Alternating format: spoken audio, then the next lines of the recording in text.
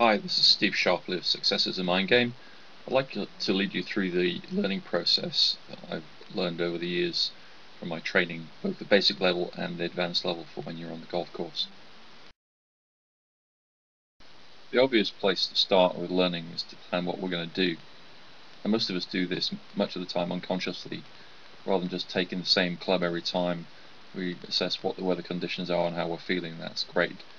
So depending on where we are on the course, we need to decide what our strategy, and that's all part of the planning process to get to the point where we've decided what club we're going to use, what shot we're going to make, and we're fully committed to that.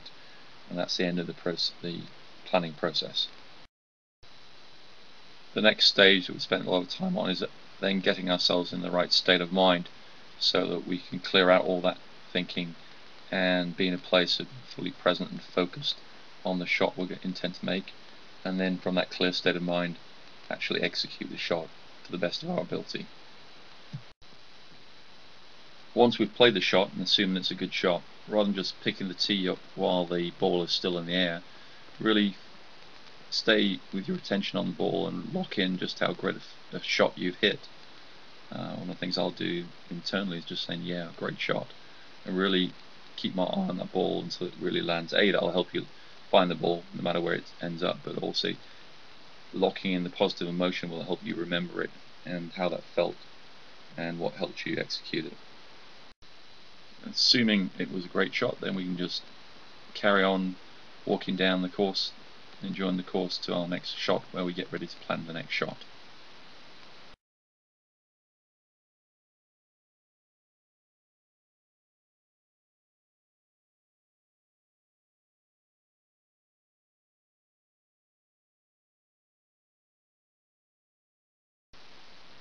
Unfortunately, as you've no doubt noticed, things don't always go to plan,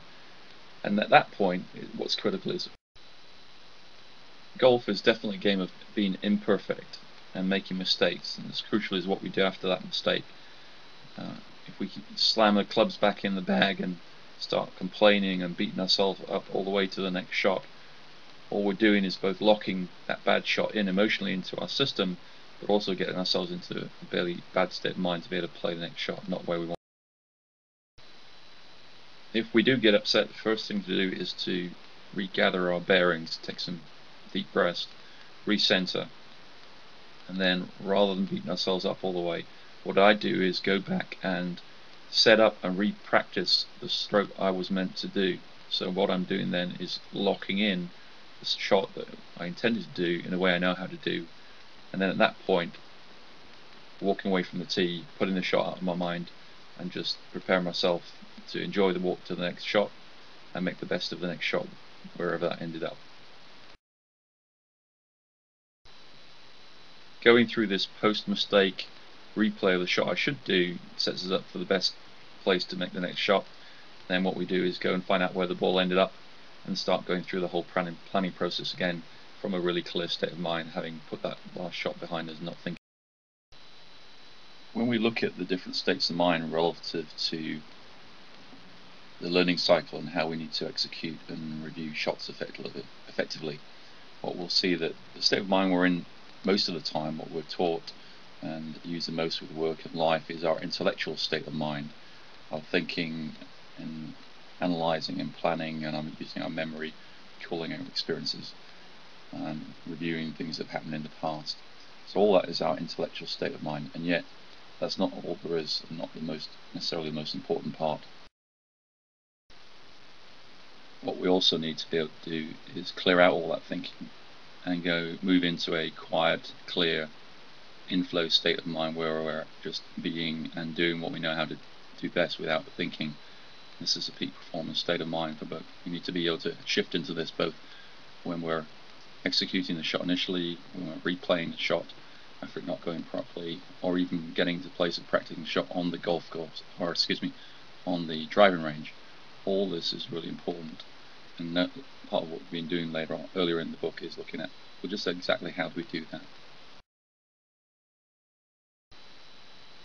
Finally, from a time perspective, when we're in our intellect, we're either focused on the past and reviewing what's been just occurred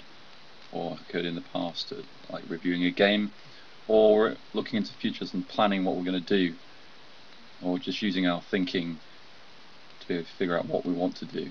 Anytime we're using our intellect, we're not fully in the present. To be fully in the present, what we have to be able to do is shift out of all that thinking and move up into a higher, clearer, quieter state of mind, where we can get to a place of just being and doing and executing in the inflow, peak performance state of mind. All that remains for you to do now is go out and practice and see how getting into the right state of mind and becoming more of an expert learner, reviewing in an effective way, will help you both perform on the golf course and learn things more quickly. If you go to the website below, successisamindgame.co.uk, you can sign up for my blog, and also there's a free download as a mini book on what we've been learning. So feel free to go ahead and register for that, and hope to catch up with you at some point along the way. Thanks for listening.